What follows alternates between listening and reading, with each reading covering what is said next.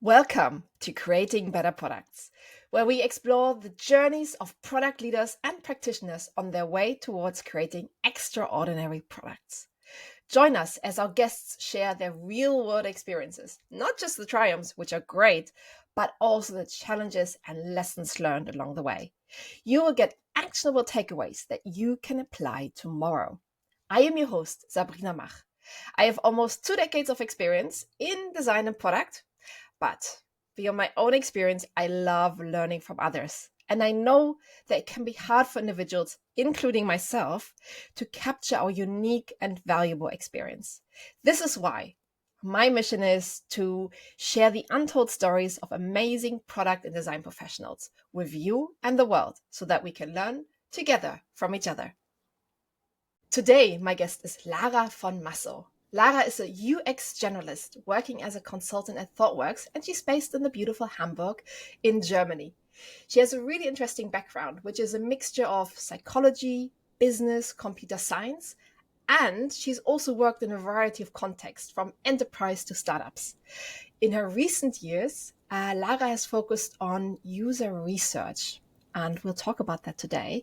But she's also a strong advocate for cross functional ways of working. Lara, welcome to the show. Hello, thanks for having me. I'm so happy to be here. So I'm excited excited. to talk about product things. Nice. And thank you for joining us to share your experience. I believe today we will speak about a method for making user research actionable. And there is a method that you've lovingly called insights, opportunities, trees. Yes. Really interesting. What is it? So, insights and opportunity trees are basically just a very simple visualization tool to support the process of making sense of research findings in general. So, it's actually a combination of methods to document and to communicate your findings and also how they connect with experiments you want to run. Maybe that could be initiatives, for example, or features you want to experiment with and to measure how successful they are in the future. But in the beginning stages, you're basically clustering your findings and write down themes from your research. And then you start prioritizing them and connect them with goals you want to achieve. For example, by addressing pain points you heard of or by addressing opportunities you discovered during your research. In an explorative research, it's typically the way and something we call discoveries. And then you kind of move to solution space and let your initial findings directly guide solution ideation and basically what you want to experiment with in the future. And the trees can be used to guide you through this process and through the steps. And it's this intersection between the problem space and the solution space. And that's where this tree comes into play, basically, to guide you through this process of connecting the dots between, okay, we're exploring a problem and we learn about a problem or an opportunity. And then we move to how this can be addressed and how it can become a solution. They're especially useful when you're in a situation where you have to convince stakeholders because you're mapping everything out and you're kind of documenting what you're doing and visualizing it.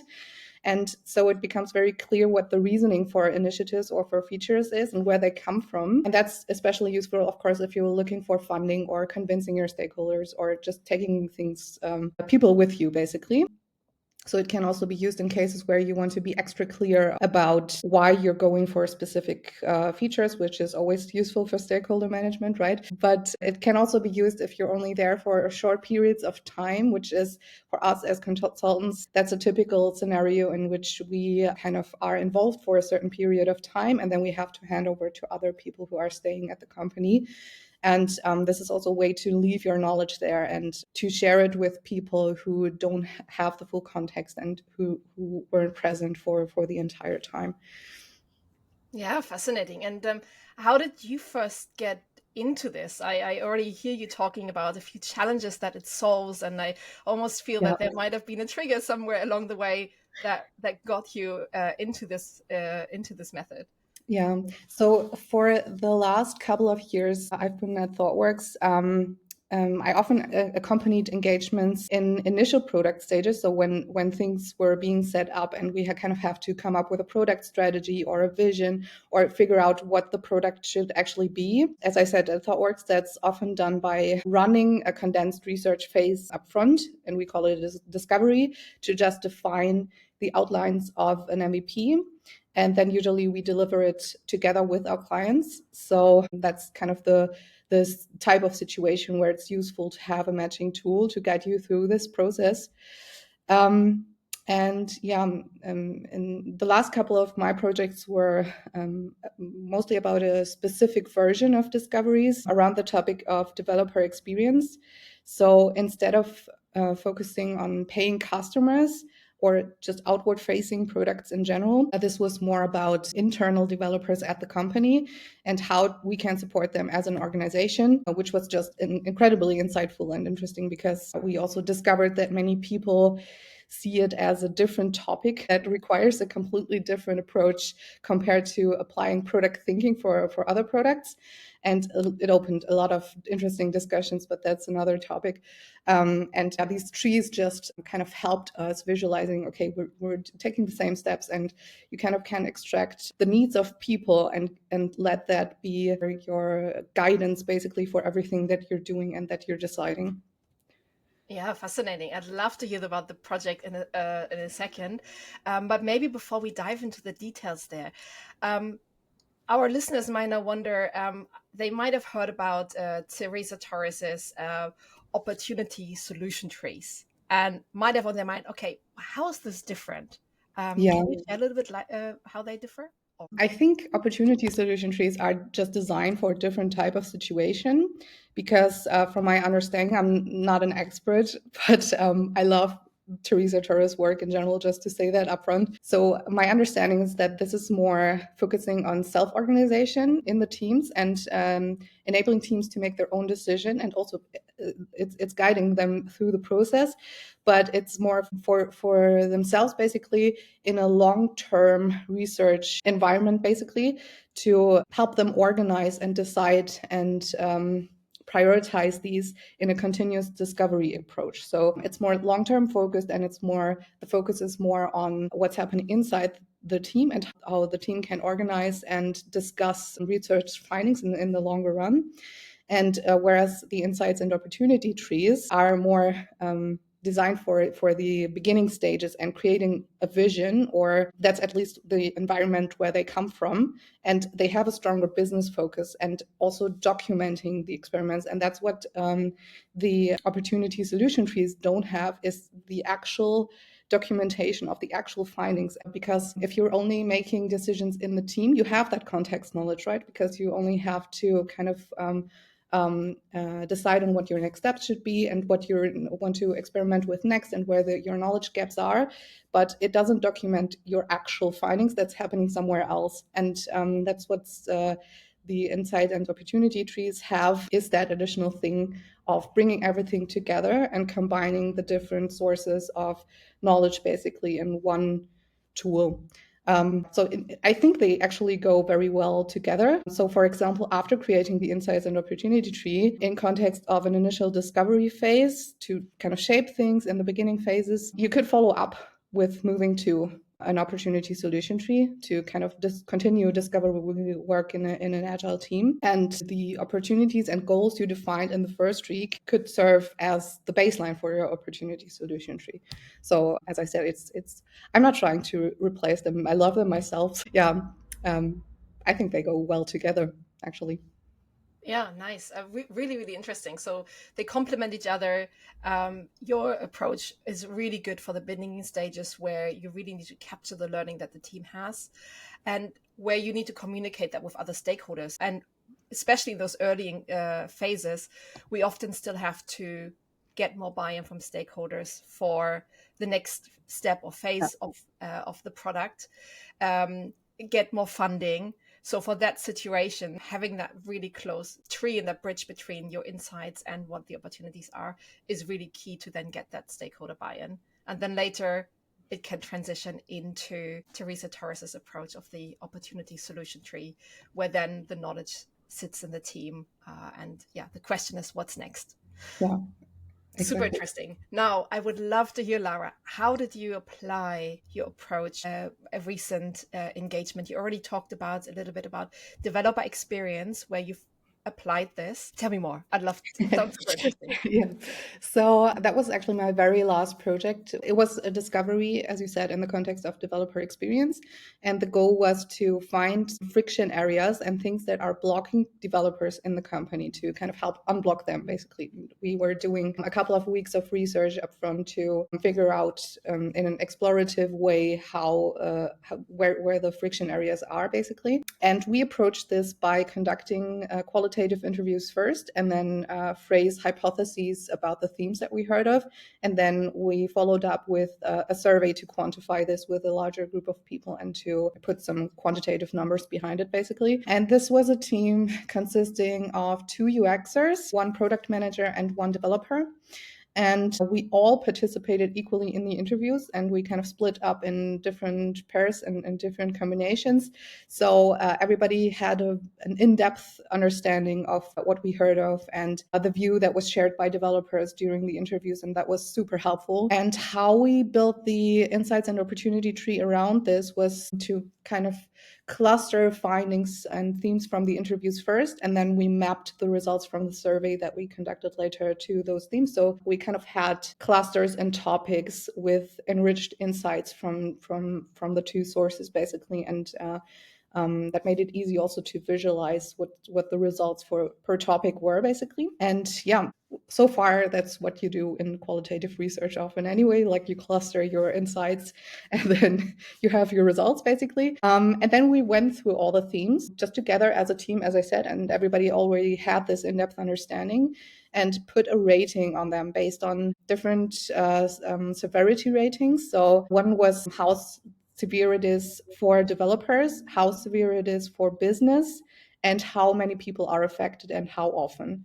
And these discussions, in my opinion, is just where the quality of your findings comes from, basically, because you start discussing with the different roles and everybody comes in with their different perspective, and also they pick up on different things that were said during interviews, for example, and they just hear different things and they also ask for different things. And when you start discussing this, everything kind of starts to fall into place and you start to see the bigger picture as a team. And that's super valuable.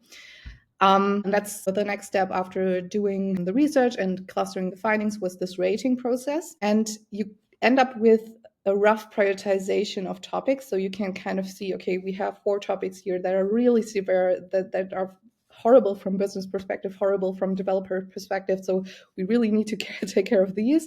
But then there are maybe 2, 3 other topics who are kind of a little bit annoying, but it's also only once per year for a person or so. So we can kind of see in relationship with each other what the things are we have to take care of, basically. And then the next step is to look at this and phrase for each of these topics a thing to solve or several things to solve. That's what I call them, things to solve. It's a little bit similar to how might we statements. So it's just a summary we wrote down that about what problems we have to solve. And it's just a very short and simple statement. So to give you an example, in this case, we heard about the topic of security and that developers felt a little bit insecure to make sure their systems are secure. And the way the company provided guidance was also a little bit was just causing a lot of blockers and was kind of time consuming for the teams, and it felt very just like a blocker, basically. So the statement, the thing to solve, we phrased was that we have to create a low pain and low risk security concept. So it's very high level. Of course, it wasn't always on that high level, but just to give you an example that you can understand, that was an example. And the next step was to think about how addressing the things to solve connects with goals and measures of success. So to put a layer of measurable outcomes to it, we kind of phrased goals and objectives that we want to achieve by addressing the things to solve. And this was also combined with a North Star vision statement and connecting it with the already existing overarching company goals. So you get this full picture of where do we want to go by addressing this problem, and where does it sit in the company, and which that's more relevant at bigger companies usually. But again, that helps tremendously with stakeholder management, also for our stakeholders to talk to their stakeholders, and it kind of gives you this nice overview of how everything connects, basically. So again, to stick to the security example, it was things like, by providing a low pain, low risk security concept, we want to make it easier for developers to deliver their product while staying compliant. And also we want to increase delivery speed by unblocking teams, basically, things like that. So just on this objective and goal level. So we have the findings, we know how they connect to goals and what we want to achieve, and we know what we have a statement of what we want to solve. And after working on this part, we looked at all of this together to ideate on solutions. And this preparation work makes it very easy to do so, especially the things to solve statements, right? Because you can just look at it, okay, what do we want to achieve? And then you can start ideating on how to get there in the company environment as well, and kind of to make it sense in the environment that you're working with. Yeah, so that was quite easy to do because as I said, by documenting your findings, you, while discussing, okay, what could the solution be, you at the same time have quotes from the interviews, for example, or just a diagram of what the survey results were, and that makes it super easy. And it's actually inspiring to look at this at the same time and talk about solutions and what could work. And that's basically the process of how this works. Yeah, fascinating. And especially the last part where you shared how you're connecting the things to solve to the business goals, the measures of success. I feel that sometimes that gets lost as a step, and that's where teams or designers also sometimes may struggle to bring across the value of the work and making a change and improvement. So building that bridge or having that tree kind of grow between the two sides, that's really where the magic happens, and where we help the business to understand why should we actually take action, because beforehand, yes, people are unhappy, but the business is running. Why should we act? And I think by what you've described, it really shows very clearly the impact that it will have on the goals that the business wants to achieve, and the benefit that it will bring. So super, super interesting. If you had to summarize the process and the steps, because it was really, really good to kind of hear all the details. You start by the research with the cross-functional team. And I also heard that you had developers as well as product and design together with the different perspectives to make sure that we're looking at things from those three lenses. Because you also mentioned we hear and listen for different things in interviews, not intentionally, but it's just a personal filter. So having those different perspectives, even during the research, helps you to increase the quality. Then you went on to the analysis again together, discussing the findings, rating the severity. Then I remember next was things to solve, then connecting it to the business goals, and then thinking about what are the different things that we could do to solve the challenges that we've identified and to bring that business impact that we're looking for. Did I miss something? No, that was perfect. Thank you. Maybe I'll steal you for future presentations so you can just present it for me. But yeah, that was very well summarized. Yeah. Nice. So I can definitely see the value of this method. So I would kind of love to hear about two things. What were some positive surprises when you started to apply this method, but also what were maybe things that were like unexpectedly hard? What were things maybe, or things that just went wrong? And you're like, okay, that was a good idea, but Yeah. let's not do this again, and let's adapt the method to work in a different way. So to start with the positive side, I was actually surprised to see how much just writing things down can manifest knowledge for people, even if they already kind of on a subtle level know about these things and where they heard about it before, but just writing it down and say, okay, we actually have evidence, and being able to say this is relevant for a lot of people actually, and that how much that can be a door opener. Because oftentimes when we visit companies and kind of do research for them, it's a scenario that I experienced several times already, is that there's someone, okay, well, actually, this is not, it doesn't feel like it's new knowledge that we're gathering here necessarily, at least not on a bigger scale. There's always details that people learn, but how much writing things down can actually help, because it's maybe not surprising, but that makes it even more obvious that you have to tackle your problems and that you have to do something about it. Because if you know about it for years and people are still suffering from the same things, then that's your call to action, basically.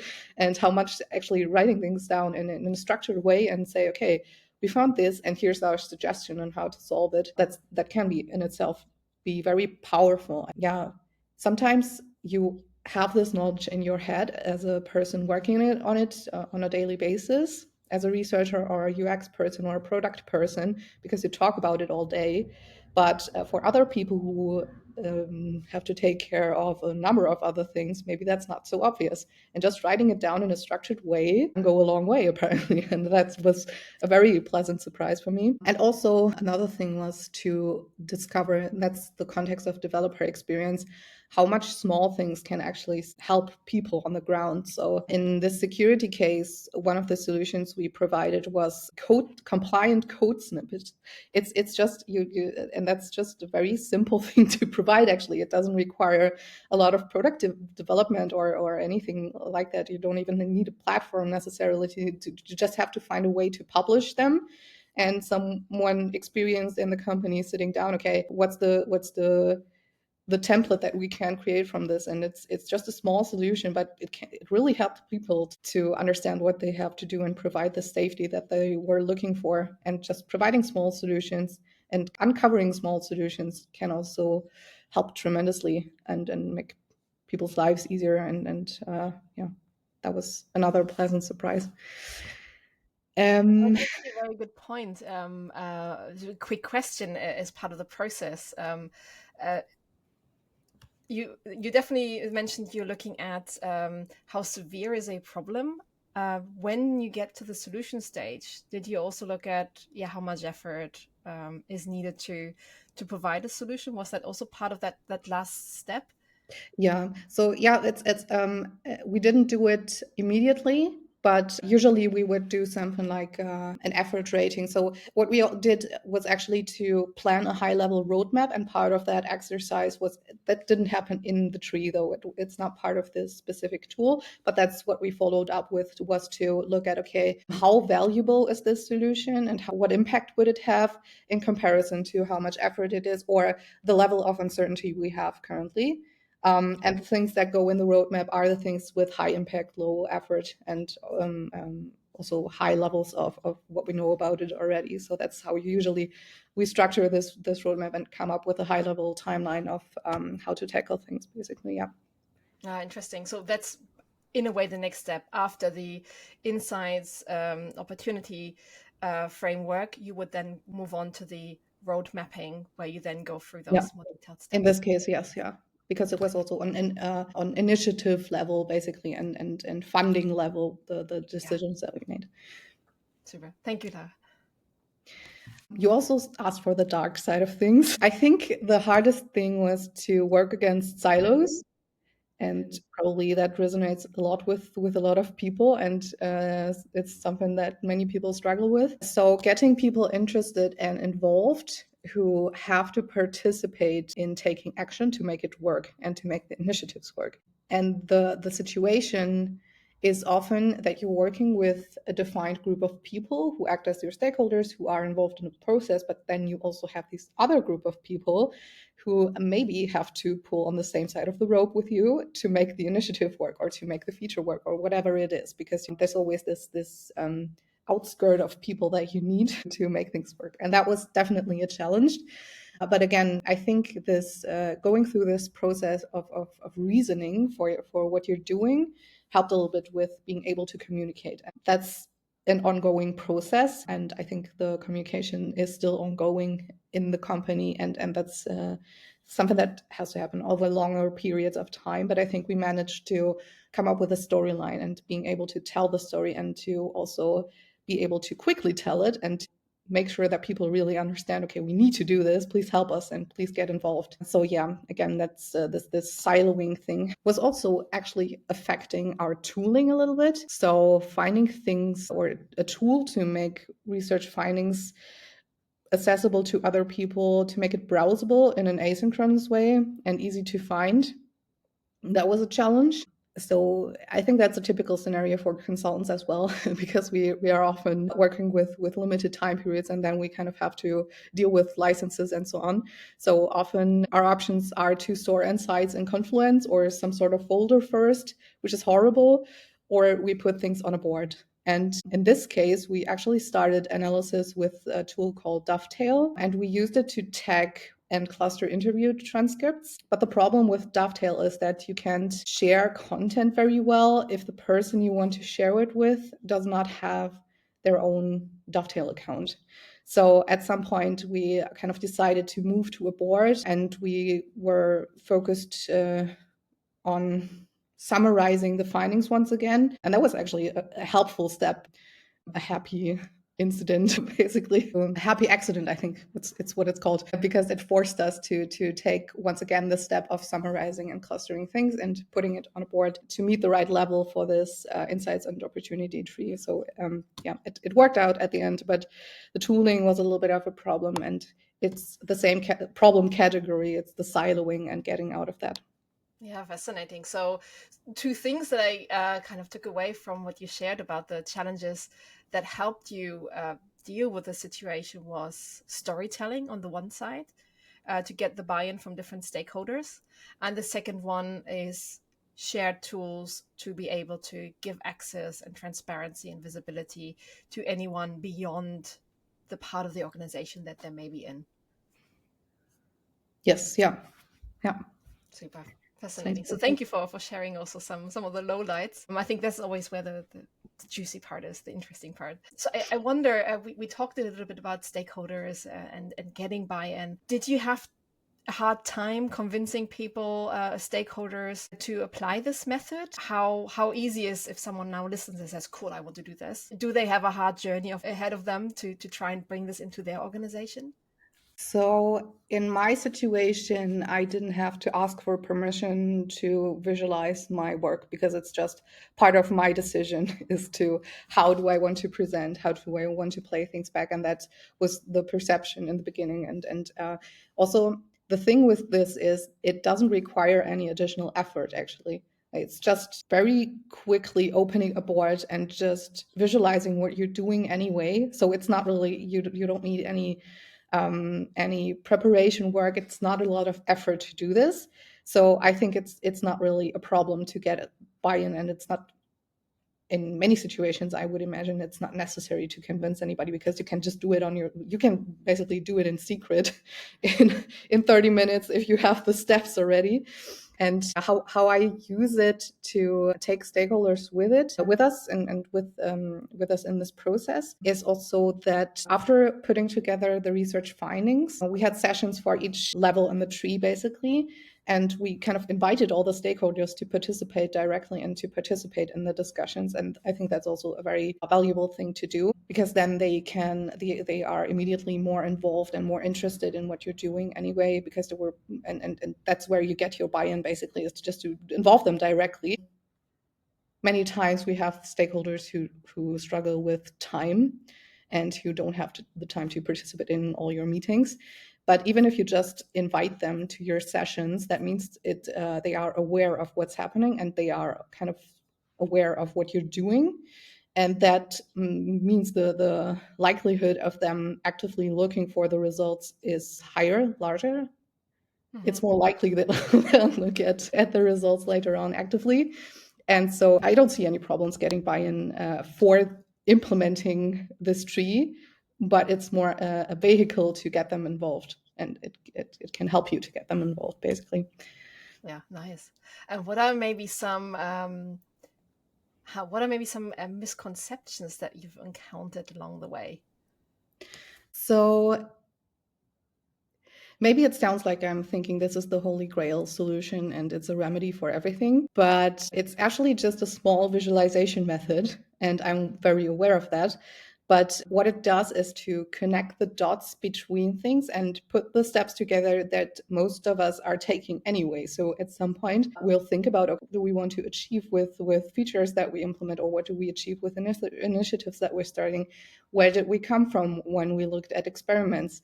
And it's just visualizing that and bringing things together. I very much believe that small tools like this, just to visualize what's in your head and to make that clear for others, can go a long way actually, and can help you to communicate with others. Basically, that's, I think, what I'm trying to achieve with this. And so, as I said, you still have to take the steps. It's just writing them down basically, and I'm getting some guidance for it. One thing I heard is, oh no, Lara, you invented just another method, and there are already so many.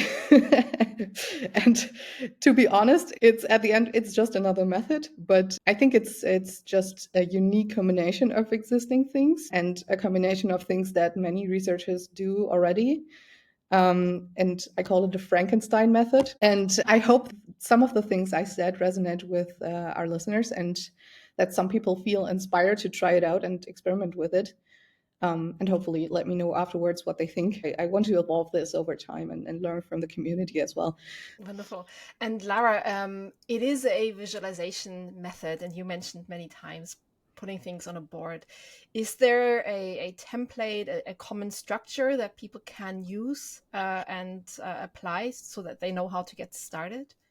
I have to think about ways to publish it, but I'm working on an article, for example, to also visualize what I'm talking about to make it easier to understand. Only listening to it, I get that it's kind of hard to imagine. I'm working on publishing things and also providing templates. Yes, so yeah, Super. So I'm as soon on as it. they're ready, I'll add them to the show notes so that people can Yeah. find them and take advantage of them and supplement that to the listening experience that they've had today. One of the questions that I still have is looking at the method, what positive effect did you see that it brought? What is the benefit that it brought to the organization? So, in general, I think the beauty of this method is that you can use it to guide you through your own thought process as a researcher, but also to take people with you on this journey. So, even if you're doing the steps already, I have never seen them put together like this before in a one central place, including the research findings, as I said. And it just allows you to make your reasoning and your storyline super transparent and super clear. And it just makes it really easy to understand and also to remember yourself where you came from. And I think that's the general benefit of it. I also received some great feedback about it. So when I visualized this for the first time, there was one team member, a developer in our team, who was on vacation at that time and then came back, and he said, Lara, this is amazing. Like, it only took me 10 minutes to re-onboard myself, and everything was super clear. And this is great. Like, what's there left to do for me now? So that was the reaction I got from one team member. And the main sponsor of our project also immediately fell in love with it because it was exactly what he needed to prepare for an event with a lot of C-level managers and important folks at the company, where he wanted to use this event to discuss the vision for his department and to get the buy-in from them. And that was exactly what he needed. And it was very nice to see the storyline mapped out. And it was exactly what he needed to have those discussions. Wow, so that's a good call out that this is not just a method for user researchers to apply. It brings value to the whole team, but then also to communicate to different levels in the organization, even up to C-level, to provide transparency and visibility to the impact that the team is driving. Yeah. Yeah, So definitely. So that's what I've seen, at least, yeah. And I think that's the benefit is also for other people to take this with them and just communicate outside of the team what's happening. yeah, wonderful. So people may be on the edge of their seat now and say, "Amazing! Where do I start? What is your recommendation for those people?" Just open a board and start. As I said, it doesn't require a lot of additional preparation work or effort or thinking about it too much. You can literally just open a board on Miro or Mural or whatever you have and start creating stickies, and it shouldn't take a lot of time if you started somewhere already. So of course, the first step is to conduct actual research. But if you have done this step already, and you maybe have results in confluence somewhere, as I said, or somewhere in a Teams channel or whatever you have. And maybe you have that already, and maybe it even helps you to transfer them to a fresh canvas and write them down on the needed level for this and to visualize it for this insights and opportunity tree. And maybe that's even a helpful thing for you to do because it helps you to gain clarity or to remember what you learned before. So I would say just start to collect all the things you learned before, prioritize them, and think about what is the solutions that we have to provide in the way I explained, and then note down what you want to achieve and start thinking about how. Mhm. And the key step here that people need to keep in mind is going from the insights and building that bridge to what are the business goals that it connects to, how does it improve the experience for the users, in your case the developers, and creating that statement around the change and the value that you want to create, and then thinking about the solutions. So I think that for me that stood out, Lara, very strongly, that that's maybe different from what people are already doing today. We have lots of boards with insights on it. We have lots of boards with ideas that follow straight after, but we're often missing that bridge to the business value and the customer value, and really making that explicit in connecting all those different discrete parts. Yeah. Are there any key principles that people should keep in mind when going about this? Something that helped you to be successful in doing this? Yeah, I think I mentioned, I actually have two things that come to mind immediately. And I think I mentioned both of them already. But one of the absolute non negotiables for me at this point anymore is to work as a cross functional team with different roles and with different perspective, because this is really the key to success if you want to come up with a feasible and also reliable strategy. And I just love the discussions that we have while putting the tree together, and they're so insightful, and especially when there are people involved who bring a new perspective. And it's not just the same group of people who talk about product related things all day anyway, but it's actually the people coming in with a different perspective. Could be a developer, for example, that's part of your team anyway, because they challenge you. And that's helps everybody to be super solid with their arguments and also to stay evidence driven, because whenever there's a person challenging you, you kind of have to say, okay, this is why we're doing things. And you have to provide the data and the evidence that you saw. So working in a cross-functional team and getting other roles involved in your research and the steps after the research process is crucial to success, in my opinion. And the other thing was to include your stakeholders as much as you can, as early as you can. It's a similar reason, but invite them to your sessions, even if they don't want to participate or they don't have the time. It still creates transparency.